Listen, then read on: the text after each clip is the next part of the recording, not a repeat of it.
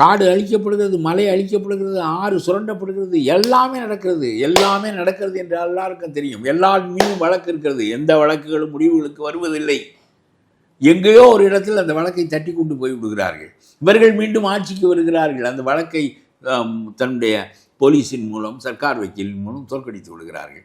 ஆகவே அரசியல் சாசனம் தோற்றதினுடைய அடிப்படை தான், நம்முடைய நீதிமன்றங்களின் வழிவெடுத்த தன்மை தான் இன்றைய கேடுகளுக்கும் நாடு இவ்வளவு மோசமாக பொருளாதார நிலையில் முன்னேறிய பிறகு கூட, பொருளாதார நிலையில் முன்னேறியதுக்கு சந்தை பொருளாதாரம் காரணம். அவுத்து விட்டால் மக்கள் தங்கள் போக்கில் பொருளிட்டுகிறார்கள். இதில் உனக்கு வரி வருகிறது, அவ்வளவுதானே தவிர இதில் உன்னுடைய சாதனை என்று ஒன்றும் கிடையாது.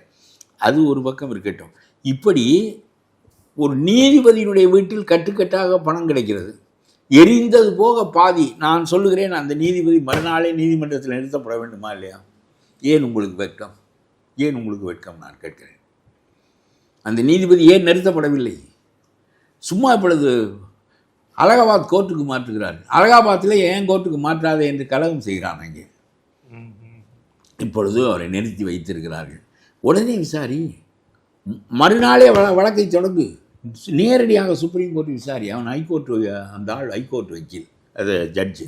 ஆகவே உடனே விசாரித்து அவர் தண்டிக்கப்பட்டால் நாட்டில் மக்களுக்கு நீதியின் மீது ஒரு நம்பிக்கை வரும். நீ இம்பீச்மெண்ட்டுக்கு அனுப்பவில்லை. ஏன் அனுப்பவில்லை என்று நம்முடைய பாராளுமன்றம் கேட்கவில்லை.